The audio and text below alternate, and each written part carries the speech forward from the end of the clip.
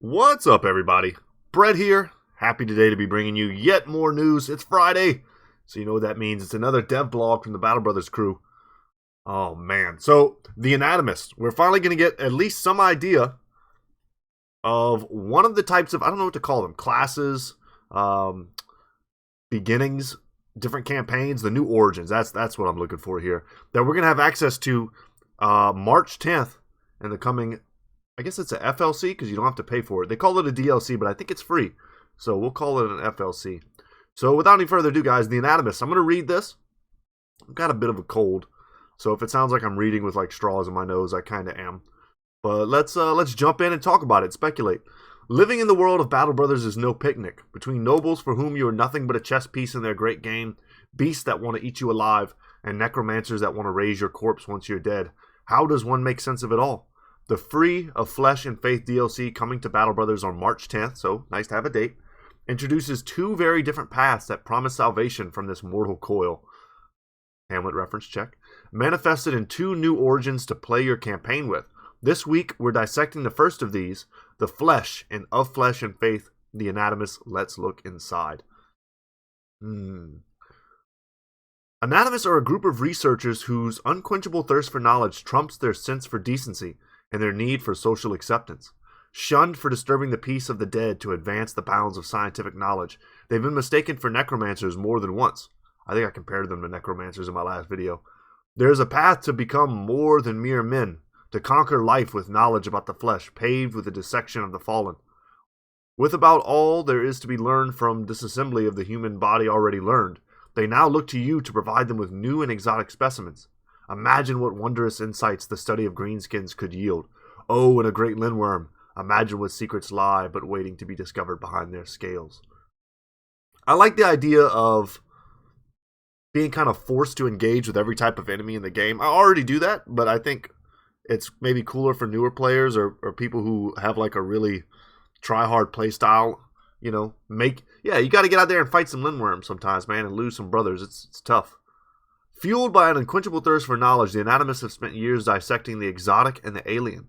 With social mores dogging their research, however, they've turned to you to form a mercenary company and provide them with a new source of fresh specimens. Start with 3 men and high funds. That's the anatomist part. The researcher's part is to research the corpses of your fallen foes and gain knowledge to empower your men. We have yet to see exactly what that entails. And then not fighters. Your men will never be of confident morale. I don't know if that's just the 3 that we start with or our entire company, but that's a pretty big hit. Never being confident. Having the buffs from being confident can sometimes mean the difference between a smooth fight and a very dangerous one. This intellectual bunch starts with 3 men of modest talent, but with high starting funds and unique equipment of their own. How good or bad this is all relative. How modest talent? Are they just like, like apprenticed level, stats? Are we talking worse, right?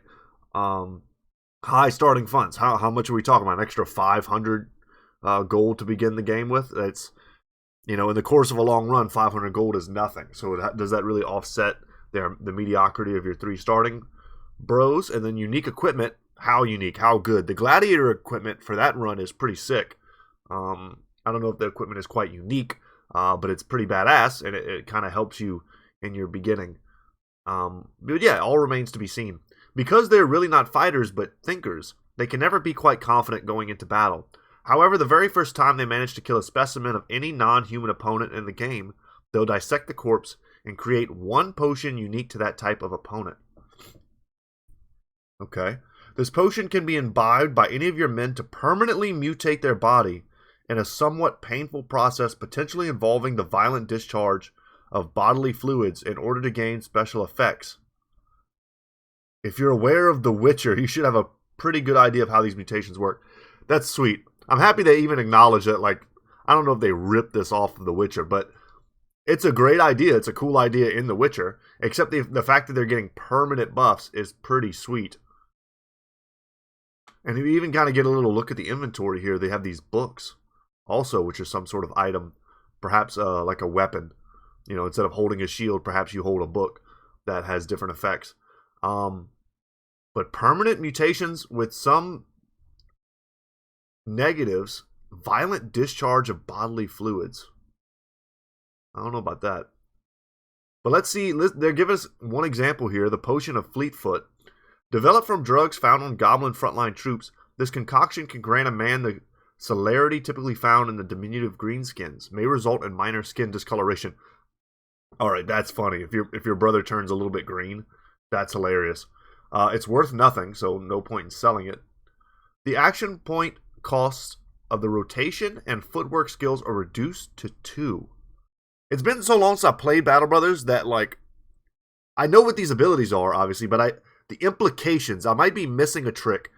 This seems insane, though. Footwork and rotation, just freeing up your movement completely, not costing you much, is very good. And the fatigue cost of the rotation and footwork skills are reduced by 50%. Very good. I'm trying to think of what type of brother this would be best on. I'm thinking like fencer type bro, a polearm bro that switches to ranged, perhaps. Someone who's not heavily armored and shielded, basically. Interesting. And it'll be consumed in the process, and what I don't know yet is if you have the ability to make more of these. Or if it's a one and done type of thing. You only get one of each. And you have to be really choosy about how to use it and go about choosing the specific brothers for it. Because let's say you use it on a brother early on and then they die, you forever lose the effect. That kind of sucks. Give me a second, guys. I think I gotta sneeze.